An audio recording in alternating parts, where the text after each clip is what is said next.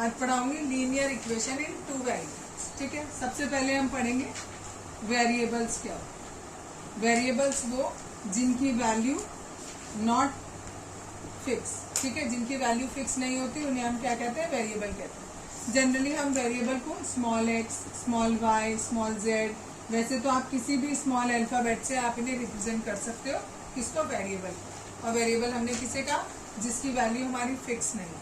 दूसरी चीज इसमें जो यूज होती है दैट इज कांस्टेंट।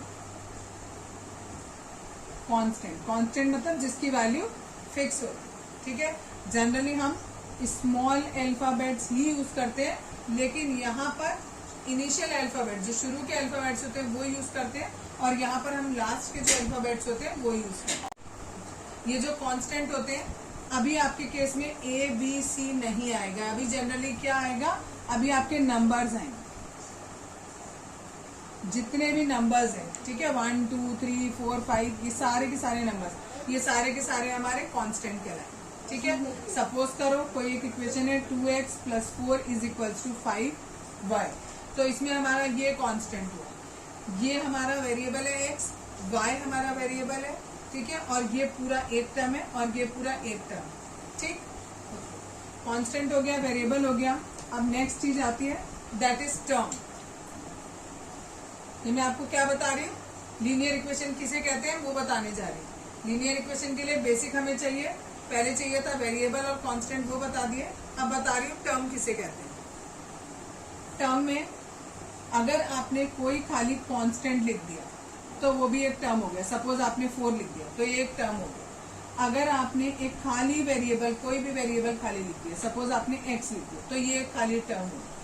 अगर आप किसी वेरिएबल और कांस्टेंट के बीच में डिवाइड का साइन लगा दो या मल्टीप्लाई का साइन लगा दो, ठीक है, प्लस माइनस नहीं लगाना, केवल क्या डिवाइड या मल्टीप्लाई का साइन लगाओगे तब वो टर्म कहलाएगा। ठीक है, जैसे 4 × x लिख दिया, 4/x लिख दिया, जरूरी नहीं है ऊपर ही 4 हो, x भी ऊपर हो सकता है। ठीक है, तो ये सब हमारे सिंगल टर्म है।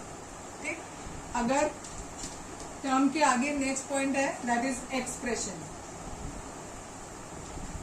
एक्सप्रेशन किसे कहते हैं, कोई भी दो टर्म लिया आपने, उन दोनों टर्म के बीच में आपने प्लस और माइनस का साइन लगा दिया। मल्टीप्लाई और डिवाइड का साइन था, देन इट इज टर्म। ठीक, और अगर प्लस और माइनस का साइन आ जाएगा तो वो हमारा क्या कहलाएगा, एक्सप्रेशन कहलाएगा। सपोज करो 2x + 3y + 4, ऐसा आपको कुछ दिया है। ठीक है, और आपसे कोई पूछे इसमें कितने टर्म है, तो जैसे ही हमें प्लस या माइनस का साइन मिलेगा हमारा नेक्स्ट टर्म शुरू हो जाएगा। यहाँ से चलना शुरू किया, अभी देखो कोई प्लस माइनस कुछ नहीं मिला, यहाँ पर हमें प्लस मिला, तो that means this is first term. इसके आगे चले, अभी कुछ नहीं मिला, यहाँ प्लस मिला, तो दैट इज सेकेंड टर्म। इसके आगे चले, आगे कुछ भी नहीं है, that means this is third term.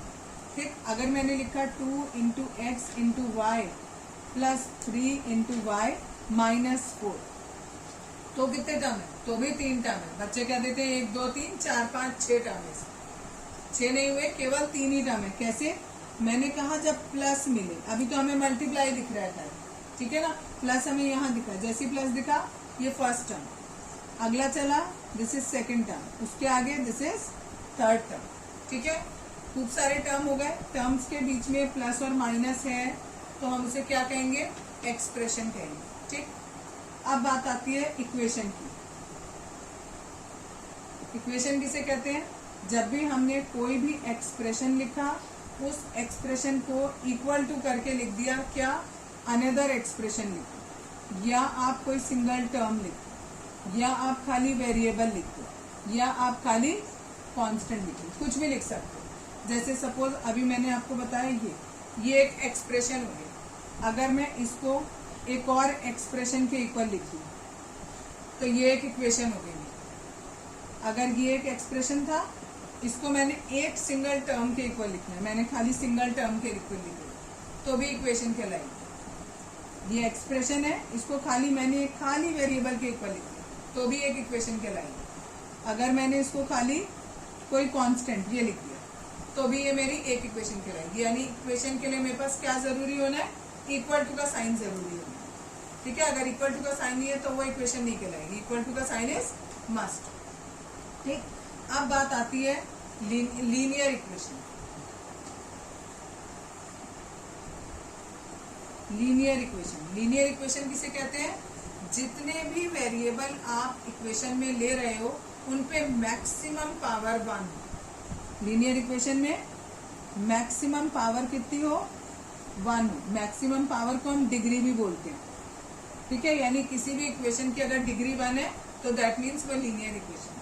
मैंने लिखा 2x + 4 = 4x स्क्वायर, तो ये लीनियर नहीं होगी। क्यों? क्योंकि यहाँ पर x की पावर 2 आ गई, ठीक है। और यहाँ पर इधर x की पावर 1 है लेकिन यहाँ x की पावर 2 है, तो डिग्री कितनी हुई इसकी? 2 हो गई, ठीक। तो ये हमारी लीनियर इक्वेशन नहीं कहलाएगी। लेकिन अगर मैंने ऐसे लिख दिया xy + 4 = 2x, तो आप कह दोगे ये लीनियर है क्योंकि देखो x की पावर 1 है, लेकिन ये भी लीनियर नहीं है। क्यों नहीं है? क्योंकि यहाँ पर 2 वेरिएबल एक साथ आ रहे हैं और मल्टीप्लाई में आ रहे हैं, तो यहाँ भी पावर 1 है, यहाँ भी पावर 1 है। मल्टीप्लाई में पावर जनरली एड अप हो जाती है, वो बात अलग है कि जब सेम वेरिएबल होते हैं तब आप पावर ऐड करते हो, बट जब डिग्री निकाली जाती है तो अलग अलग वेरिएबल भी होते हैं तो भी उनकी पावर्स ऐड हो जाती है। तो यहाँ पर वेरिएबल, यहाँ पर जो डिग्री होगी वो हमारी कितनी हो जाएगी? 2 हो जाएगी। तो ये भी हमारी लीनियर इक्वेशन नहीं है। लीनियर इक्वेशन कब कहलाएगी? जब x की पावर कितनी हो? 1 हो, ठीक। लीनियर इक्वेशन इन 2 वेरिएबल। अभी मैंने लीनियर इक्वेशन बताया, अब लीनियर इक्वेशन इन 2 वेरिएबल। अगर मैंने लिखा 2x, ये जो लिखा हुआ है ये वाला, ठीक। इसमें देखो वेरिएबल x, यहाँ पर भी वेरिएबल x, तो that means it is a linear equation in 1 variable, क्योंकि सेम वेरिएबल है, यहाँ भी x है, यहाँ भी x है, ठीक। अगर मैं इसको ऐसे लिख दूं 3y, तो एक वेरिएबल y हो गया और एक वेरिएबल x हो गया, तो it is linear equation in 2 variable. अगर मैंने इसको ऐसे लिख दिया तो ये 3 वेरिएबल हो गए, 1 2 3, ठीक है। तो लीनियर इक्वेशन इन 2 वेरिएबल क्लियर हो गया कि कौन सी कहलाएगी हमारी? ये वाली, जिसमें 2 वेरिएबल है। लीनियर इक्वेशन इन 2 वेरिएबल का जनरल फॉर्मूला होता है ax + by + c = 0। यानी अगर आपको कोई इक्वेशन इस तरीके से लिखी हुई दिख जाए तो that means it is a linear equation in 2 variable. कैसे? एक वेरिएबल ये, एक वेरिएबल ये आगे हमने कोई कांस्टेंट लगाना चाहो लगाओ, नहीं लगाना चाहो मतलब, बट जो जनरल इक्वेशन होती है वो ये होती है। अब आपको करना क्या है? सपोज एक क्वेश्चन आएगा आपके पास +5y = 6 और वो कहेंगे आपसे कि इसे जनरल फॉर्म में लिखो। तो इसका जनरल फॉर्म ये क्या है कि इक्वल टू के राइट में क्या होना चाहिए? 0 होना चाहिए, और यहाँ पर क्या है? 6 है, यानी हमें इसे 6 को यहाँ से हटाना है, ठीक। 6 हमारा लेफ्ट में आएगा तो उसका साइन क्या होगा? चेंज होगा। That means 2x + 5y - 6 = 0। लेकिन अभी भी ये स्टैंडर्ड फॉर्म में नहीं आया। क्यों नहीं आया? क्योंकि यहाँ स्टैंडर्ड फॉर्म में दोनों जगह क्या है? प्लस है, और यहाँ क्या हो रहा है? ये प्लस है और ये माइनस है, तो हम इसको कैसे चेंज करेंगे? प्लस लिखा, इसको ब्रैकेट में डाल, ठीक है। Now it is in general, ठीक है। कहेंगे क्वेश्चन में आपको कि इसको जनरल फॉर्म में लिखो and then find out the value of a, b and c। तो पहले हमने इसे जनरल फॉर्म में लिखा, अब हम इसे जनरल फॉर्म से कंपेयर करते हैं। तो देखो a की वैल्यू कितनी? 2, b की वैल्यू कितनी? 5 और c की वैल्यू कितनी? -6।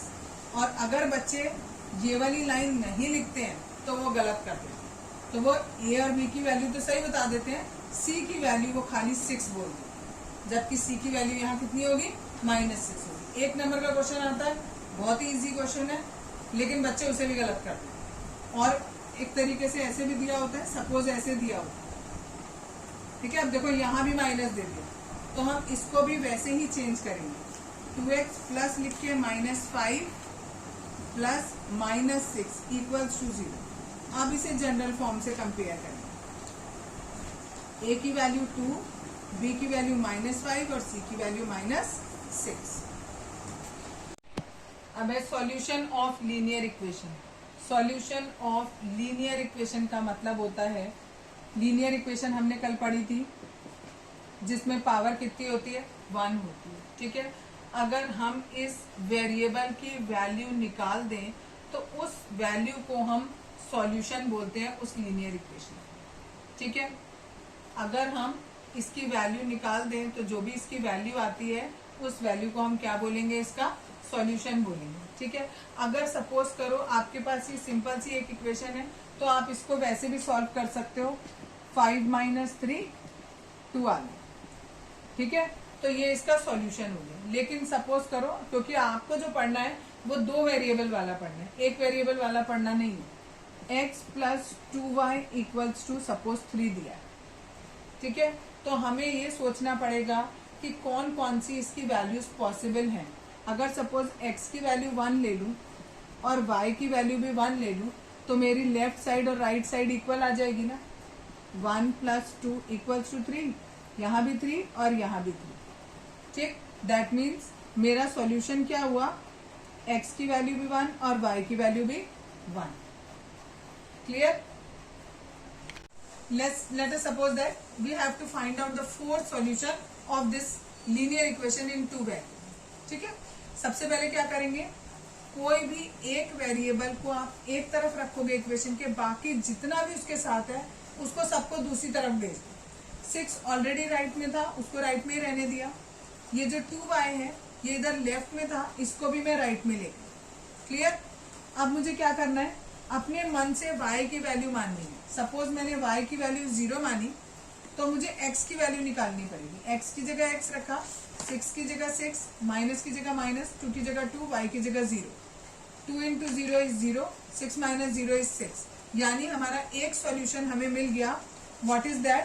पहले x की वैल्यू लिखते हैं फिर y की। तो x की वैल्यू यहाँ पर कितनी आई मेरी, 6, और y की वैल्यू मैंने मानी थी 0। तो मेरा एक सॉल्यूशन आ गया 6, 0। अब मैं क्या कर रही हूँ, y की वैल्यू 1 मान रही हूँ। ठीक, x की जगह x, 6 - 2 × 1 it is 6 - 2 it is 4। यानी दूसरा सॉल्यूशन आ गया 4, 1। अब मैं तीसरा सॉल्यूशन निकाल रही हूँ। y की वैल्यू मैंने 2 मान ली। x = 6 - 2 × 2, 6 - 4 it is 2। तीसरा सॉल्यूशन आ गया 2, 2। चौथा सॉल्यूशन निकाल रही हूँ। y की वैल्यू मैंने 3 मान ली। 6 - 2 × 3, 6 - 6 इट इज 0। तो दैट मीन्स 0, 3। तो इस इक्वेशन के 4 सॉल्यूशन कौन से हुए, फर्स्ट, सेकंड, थर्ड, फोर्थ। याद रखना है हर बार जो सॉल्यूशन आप लोगे उसमें x की वैल्यू पहले होनी है, y की वैल्यू बाद में होनी है। अगर आपने उल्टा कर दिया तो आंसर गलत हो जाएगा।